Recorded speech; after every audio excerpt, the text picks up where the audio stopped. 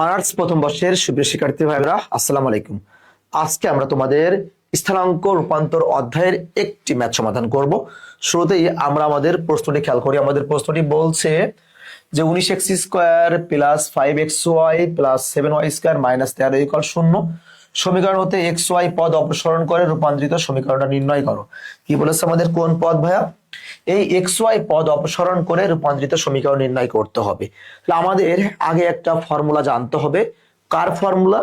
এই xy পদ অপসারণ করার ক্ষেত্রে আমাদের দ্বিঘাত সমীকরণ থেকে রূপান্তরিত সমীকরণ নির্ণয়ের সূত্রটা হচ্ছে, দেখো সূত্রটা মনে রাখতে হবে আমাদের। দেখো সূত্রটা হবে a1x² plus b1y square plus c equal 0।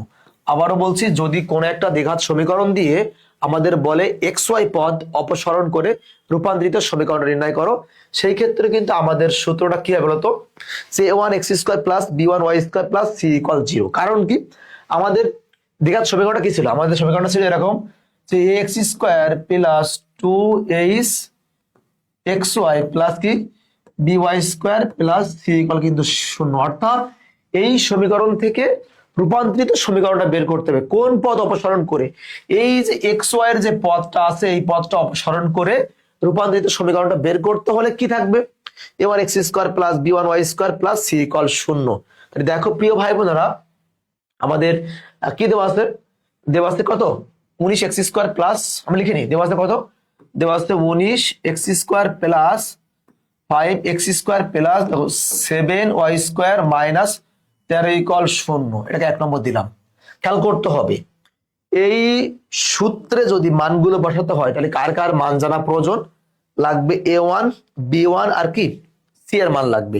তাহলে আমরা কিন্তু আরো একটা সূত্র জানি, অপরিবর্তক বা অচ্যুত রাশি অনুসারে। তোমরা অবশ্যই এই অধ্যায়ের ক্লাসের মধ্যে পাবা।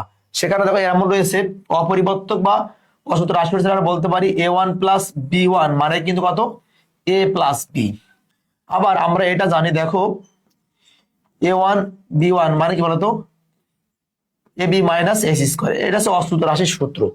এখন দেখো তো, এই ম্যাথের প্রমাণটা করতে হলে মেনলি কার কার মান জানা দরকার? এর মান, বির মান আর সির মান।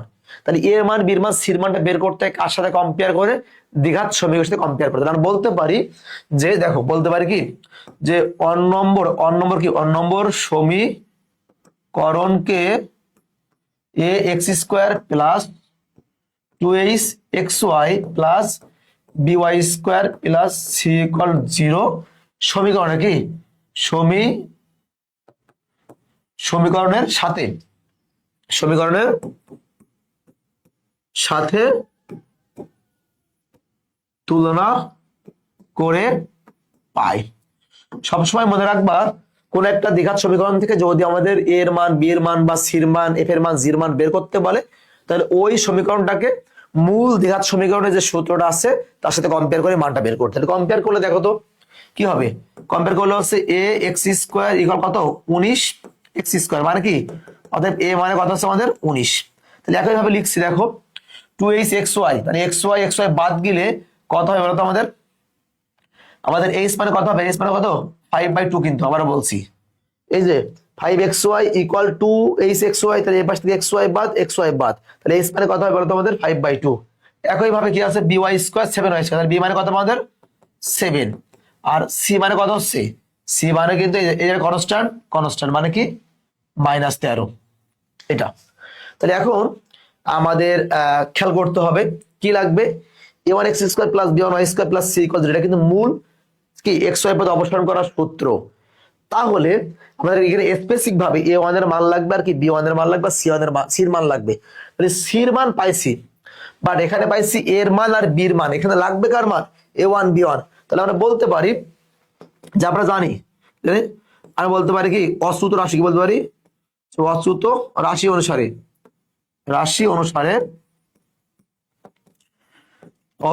আমরা জানি কি বলো, যে a1 plus b1 equal a plus b। তাহলে আমরা মানটা একটু বসাই দেবো। তাহলে এর মান হচ্ছে 19 প্লাস b এর মান হচ্ছে 7, মানে কত হচ্ছে আমাদের? 26। তাহলে দেখো a1 প্লাস b1 মানে এত, এবং কি আছে? এবং আমরা কি জানি? এবং কি a1 b1 মানে কি? ab মাইনাস কি এইচ স্কোয়ার। তাহলে এ বি মানে কত? তাহলে এ বি মানে হচ্ছে 19 আর কত 7, কত হবে 19 ইন্টু 7 মাইনাস এইচ মানে কি 5/2 তার হোল স্কোয়ার। এখান থেকে ক্যালকুলেশন করতে হবে যে আমাদের 7 নং 63 কত 19 গুণ 7, 7 নং 63 3, আচ্ছা থাকে 6, 7 1 7, 7 13, 100 কত 133 মাইনাস 25/4। তাহলে আমরা 133টাকে আবার কয় দ্বারা 7 দ্বারা গুণ করতে হবে, তাই না?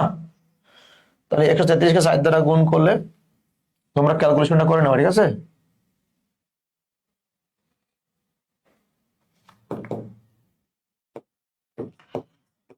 এবার একবারে ক্যালকুলেশনটা করে নিবা।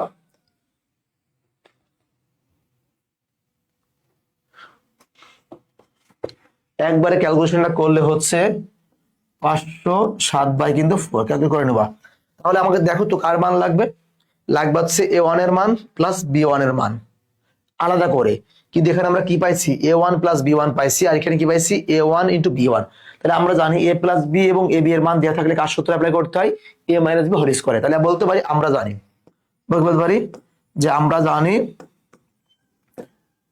জানি যে a1 minus b1 whole square মানে কি হবে a plus b whole square minus 4 ab। তাহলে মানটা বসাই a1 plus b1 whole square তা কি আমাদের 26 হোল স্কয়ার মাইনাস 4 কত হবে 507/4। এটাকে ক্যালকুলেশন করলে আমাদের একবারে যে মানটা চলে আসবে আমরা সেই মানটাই কিন্তু বসাই দিচ্ছি, তোমরা ক্যালকুলেশনটা করে নিবা। এখানে 26 স্কয়ার থেকে এই যে এখানে কি ছিল বলো তো আমাদের এটা ছিল না, তাহলে আমাদের এখান থেকে যদি লিখতে পারি দেখো অতএব কি যে a1 মাইনাস b1 মানে কি রুট ওভার কত হবে আমাদের 26 স্কয়ার মাইনাস 507। এটাকে একবারে ক্যালকুলেশন করলে কত হবে আমাদের 13 হবে। অর্থাৎ এটা ক্যালকুলেশন করলে কি হবে রুট 169 মানে 13। তাহলে ফাইনালি আমরা কি পেয়ে গেলাম?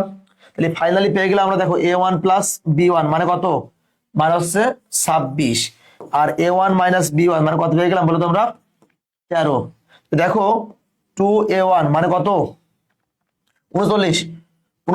অতএব দেখো a1 মানে কত হবে 39/2 এবং আমাদের a1 এর মানটা কিন্তু পেয়ে গেছি।